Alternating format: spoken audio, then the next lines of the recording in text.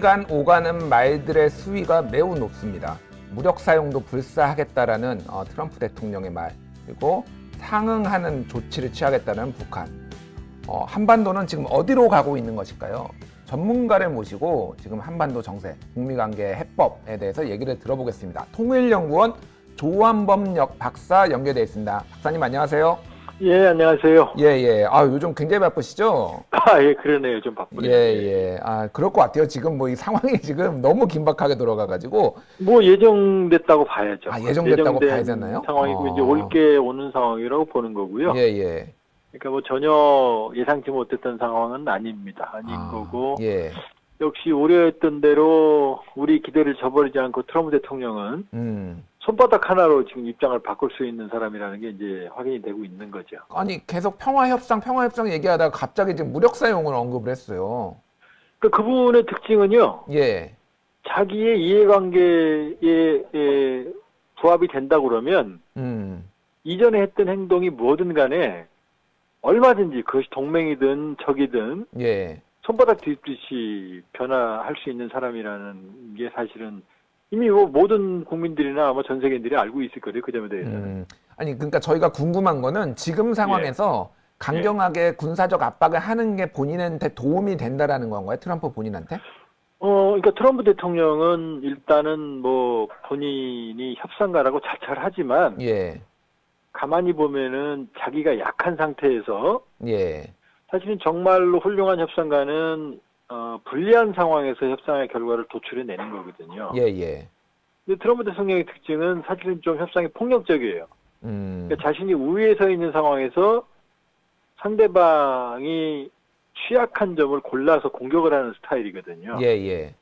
그러니까 지금은 사실은 이제 실제로 무력 사용을 하겠다는 것보다는 왜냐하면 지난번에 꽤 됐습니다만 이란이 미국의 무인 정찰기를 격추시켰을 때 원래 미군 매뉴얼대로는 바로 즉각 응징을 해야 되거든요. 근데 이제 그때 150명 죽는다고 했다고 임명 얘기를 했지만 트럼프 대통령은 그렇게 해서 여러 가지 문제가 복잡해지고 비용이 드는 걸 싫어하거든요. 그러니까 그렇군요. 지금 얘기는 그냥 북한이 그동안 계속 위협을 해오니까 거기에 대한 상응 조치로 얘기를 한 거고 이미 사실은 벌써 했어야 되는 얘기를 그동안 참은 게 이상한 거 정도지 바로 이게 그건 아닙니다. 다만 이제 우려스러운 건 트럼프 대통령이 그동안 그런 표현을 쓰지 않다가 두 개를 썼죠. 로켓맨이라는 말을 2년 만에 썼고 로켓맨. 그렇죠. 그 다음에 무력을 사용할 수 있다는 말도 2년 만에 쓴 겁니다. 그렇군요. 근데 이게 이제 최초로 썼다는 게 약간은 사실은 좀 이제 불길한 거죠. 그렇군요. 북한도 트럼프 대통령 발언에 대응을 했는데 북한 군서열 2위 박정천 총참모장이 담화문을 발표를 했어요. 상응 대응하겠다. 이거는 지금 어떻게 봐야 되는 건가요? 의미 없는 얘기죠. 의미가 없나요, 이거는? 북한이 상응은 만일에 이제 그런 일은 없겠지만 미국이 군사적인 조치를 취하면 적국의 지휘부부터 먼저 제거하거든요. 그러니까 북한이 상황 조치를 할 수 있는 방법은 없죠. 그러나 지금 말폭탄으로 서로 싸우고 있는 상황인데 지금 이제 사실은 먼저 자극한 건 북한이죠. 왜냐하면 최근에 트럼프 대통령까지 거론할 거거든요. 그 미국 대통령의 치적으로 어쩌고 해서 처음으로 트럼프 대통령이 건드렸고 그런 상황에서 지금 기싸움을 하는데 트럼프 대통령이 저렇게 얘기했는데 가만히 있으면 지는 거거든요. 그러니까 당연한 수순으로 말했는데 그 톤을 보면 박정천 총참모장, 우리 지금 이제 합참의장쯤 되거든요. 합참의장, 거기 표현해 보면은 마지막에 그런 부분이 있어요. 지금 최고 지도자들의 신뢰관계가 중요한데 그걸 훼손해서는 안 된다. 이런 대목이 있거든요. 그러니까 이제 더 가지 말자라는 뉘앙스도 지금 숨겨져 있는 거죠. 아니 무슨 초등학생들 그런 것도 아니고 막 의시되다가 우리 그만해 약간 그런 분위기네요, 참.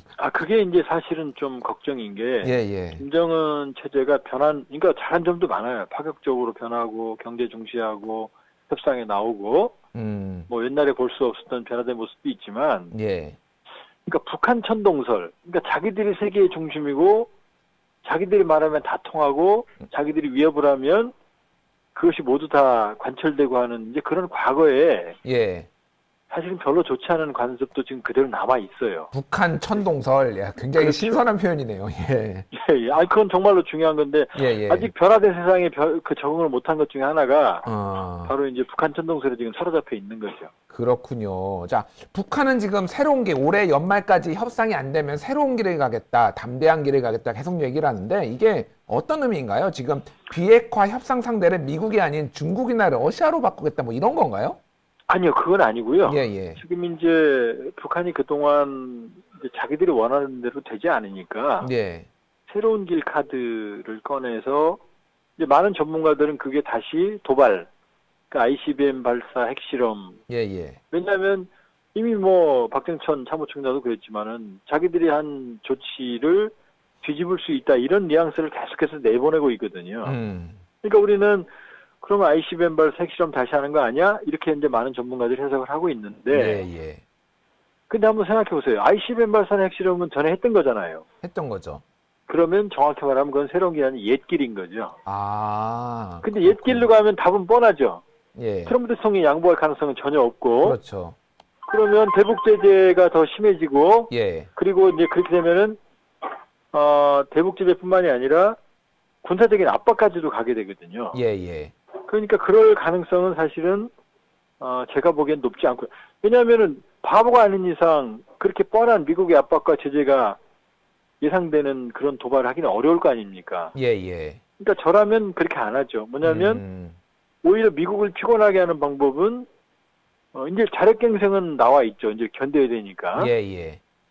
그리고 예를 들면 자극은 안 하면서 미국을 피곤하게 할 수 있는 방법은 핵보유국 지위를 더 굳혀버리는 겁니다. 아, 핵실험은 그러니까 안 하되, 예. 그렇죠. 조건부 협상 중단을 하고 원하는 답을 주지 않으면 협상을 안 하겠다. 예. 그리고 우리는 핵을 포기하지 않고 계속 핵을 보유하겠다. 이렇게 말할 수도 있고. 하겠다. 아. 또 하나는 이제 핵실험과 ICBM은 엄밀히 보면은 수직적 핵 고도화라고 그럽니다. 예, 예. 그러니까 능력을. 근데 수평적 핵 고도화도 있어요. 뭐냐면은 핵실험과 ICBM은 발사나 실험을 안 하는데 핵물질의 양을 늘리거나 예. 아니면은 미사일 수를 늘리거나 그거는 사실 지금 현재 미국이 추가적인 제재를 할 수 있는 그런 여건은 안 되는 거거든요. 아. 그러니까 얼마든지 미국에 빌미를 주지 않으면서 미국을 피곤하게 할 수 있는 방법도 있거든요. 그렇군요. 그러니까 새로운 길이 바로 명시적인 도발이다 이렇게 보기는 어려운 거죠.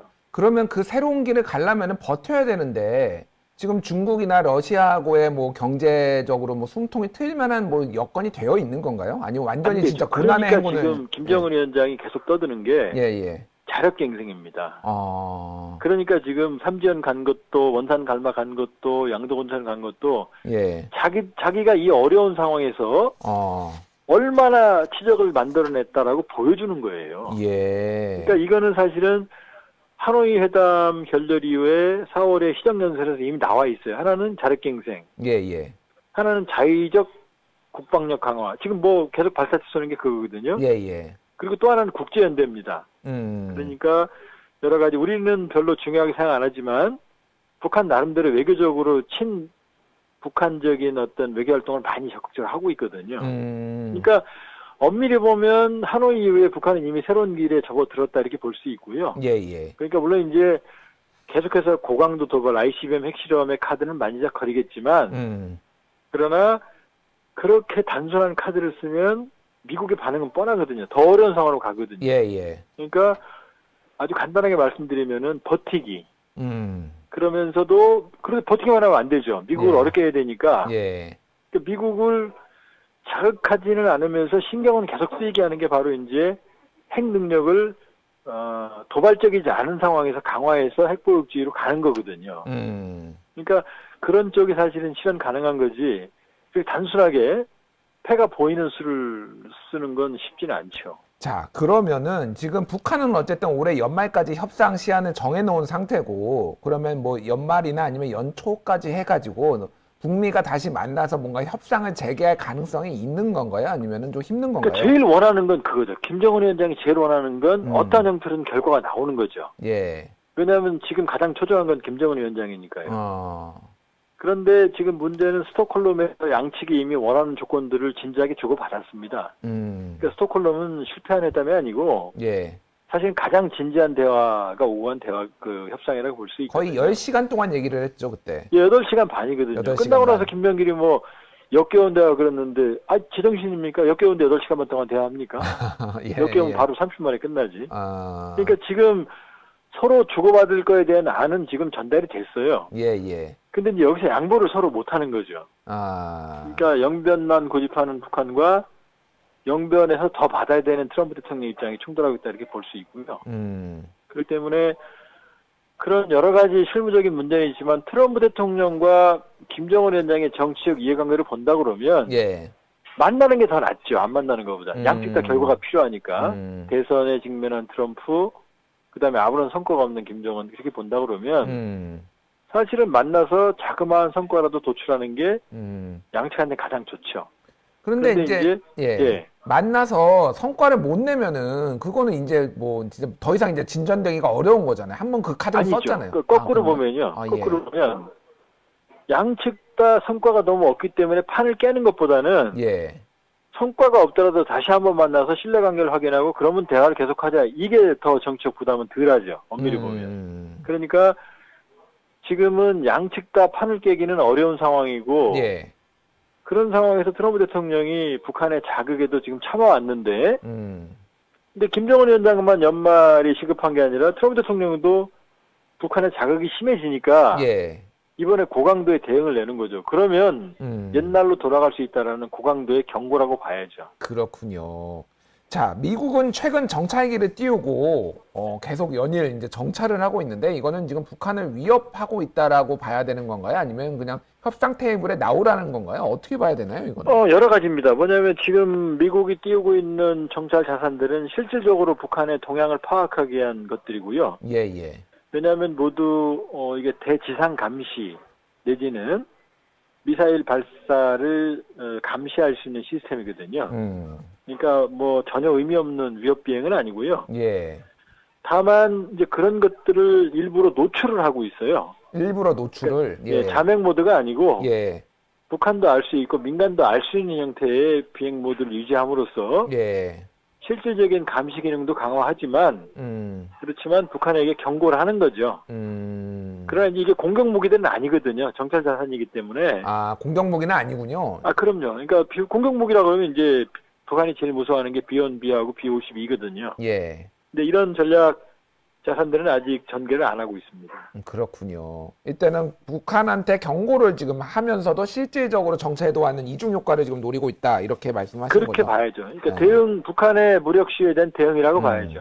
자, 그러면은 도대체 우리 한국 정부, 문재인 정부는 지금 상황에서 뭘 해야 되나요? 대북 특사도 힘들 것 같고 트럼프 대통령 전화하기도 힘들 것 같고 지금 굉장히 힘든 상황이에요. 아니요, 그게 지금 예. 이제 뭐 시간이 얼마나 남은지 모르겠습니다만 제가 이 정부에 변명 아닌 변명을 해드리면 예. 4.27 판문점 정상회담에서 비핵 합의에서 이게 6.12로 이어졌거든요. 예. 6.12 전에 문재인 대통령이 워싱턴에서 트럼프를 만나고 또 5.16 김정은을 만났어요. 예. 그 다음에 지난해 9월에 평양에서 영변 폐기를 이끌어냈고, 예. 이 다음에 미국에 가서 문재인 대통령이 트럼프를 만났고, 이게 하노이로 이어졌거든요. 물론 예. 하노이에서 영변을 안 받았죠, 트럼프 대통령이. 그 다음에 문재인 대통령이 다시 미국에 가서 트럼프 대통령을 만났고, 6월 30일 날 불러서 이게 이제 판문점으로 연결된 거거든요. 예. 그리고 이번에 9월 말에도 예정에 없던 유엔에서 트럼프 대통령 만났고, 이게 스톡홀름에 연결이 됐거든요. 예. 그러니까 우리는 굉장히 많은 노력을 해왔습니다. 해왔고 그 점에 대해서는 뭐 우리가 너무 지금 그 정부 역할이 부각이 안 되고 있는데 예. 계속 해왔고요. 예. 아직 결과가 없다 뿐이지 노력을. 그러니까 손흥민이 골까지는 계속 몰고 가고 있어요. 아직 골을 못 넣었지만. 그러니까 지금도 좌절할 게 아니고 이 문제에 대한 해법을 북미가 대립한다고 그러면 우리가 찾아야 되는 거거든요. 예. 어떤 방법이 그러니까, 있을까요, 지금? 아니 뭐 특사도 필요합니다. 김정은 위원장이 너무 지금 실망해 있기 때문에 어느 정도의 김정은을 설득할 수 있는 특사 카드, 뭐 모든 수단과 방법, 물밑 접촉, 그다음에 필요하다 그러면 뭐 미국으로도 특사를 보낼 수도 있는 거고. 그러니까 모든 수단과 방법, 그다음에 시기, 형식을 구해받을 필요 없이 그동안 해왔던 대로 양측은 협상의 의지는 있거든요. 그러니까 이 점을 찾기 위한 노력들을 해야 됩니다. 우리가 뭐 그렇군요. 비록 예. 힘이 없고 보기에 뭐 초라해 보일지라도 예. 그렇게 해왔기 때문에 여기까지 온 거거든요. 예, 예. 예, 그런 점에 주목을 해야 됩니다. 알겠습니다. 자, 마지막으로 하나 여쭤볼게요. 예. 왕이 중국 외교부장이 이제 어제 와서 오늘 문재인 대통령을 예, 예. 만났는데 그 발언들을 보면은 상당히 의미심장했어요. 일단 미국을 비난하는 발언이 있었고 또 하나는 예. 이제 일방주의로 가지 말고 중국한테 좀 가까이 와라. 이건 약간 저는 협박까지는 아니더라도 상당한 압박으로 저는 읽었거든요. 이거를 어떻게 보시나요? 근데요, 그 강대국이기 때문에 예. 뭐 협박하죠. 압박도 하고. 그런데 이제 어떻게 보냐면은 그만큼 한국의 중요성이 큰 겁니다. 일방적으로 방치하기는 어렵기 때문에 한일 지소미아도 파기했을 때 화를 낸 건 미국이거든요. 예. 왜냐? 인도태평양 전략 한미일 안보협력이 필요한 건 미국이고 중국을 압박하기 위해서 예. 우리가 필요한 거죠. 왕이도 지금 시진핑 주석 정상회담 사전 준비하는 거거든요. 그렇죠. 예. 왜냐하면 이 한미 관계 여러 가지 복합적인 상황에서 한국을 적으로 돌려만 가지고는 도움이 될 게 없거든요. 예. 그러니까 와서 협박을 하고 한 것처럼 보이지만 중거리 미사일 놓지 말게 해라. 그다음에 너무 미국에 붙지 말아라. 이게 하고 간 거거든요. 예. 그 얘기는 뭐 기분 나쁘게 뭐 들을 수 있고 충분히 이해를 합니다. 국민 감정상. 예. 그러나 그만큼 한국의 전략적 중요성이 커졌다라고도 볼 수 있어요. 그렇기 때문에 이런 상황에 잘 해안을 발휘하고 우리 국익 우선하는 외교안보 정책을 추진한다 그러면 이게 또 다른 기회는 될 수 있는 거죠. 적당히 그러면 중국의 요구도 수용을 하면서 중국과의 관계 개선, 사드 이후에 좀 악화됐던 관계 개선을 할 필요도 있는 거네요, 지금은. 그럼요. 지금 우리가 뭐 일방적으로 미국만 믿는다고 좋은 것도 아니고 예. 그렇다고 뭐 중국을 대안으로 선택하는 것도 좋은 것도 아니고 예. 매우 여러 가지 복합적인 시나리오에서 한국의 국익을 우선하는 그런 새로운 길, 우리야말로 새로운 길을 가야 되는 상황에 와 있는 거거든요. 한국이야말로 새로운 길. 예. 동맹이 돈 달라고 하는 판인데요. 뭐 중국은 뭐 그 한중 경제 관계도 불구하고 사드 보복을 하고 그렇기 때문에 정말로 우리 역시 우리 국익의 새로운 길을 모색해야 될 때고 그만큼 다행히 우리 공정은 또 많이 커졌습니다. 그렇죠. 중견 국가로서의 강국으로서. 예. 우리 더 이상 새우는 아닌 거죠. 돌고래는 되는 거죠. 더 돌고래는 된다. 비유가 너무 찰지네요. 돌고래는 됐다. 너무 패배주의에 빠질 필요는 없습니다. 예. 알겠습니다. 지금까지 북미 남북 정세를 진단해봤습니다. 통일연구원 조한봉 박사였습니다. 감사합니다. 예, 감사합니다.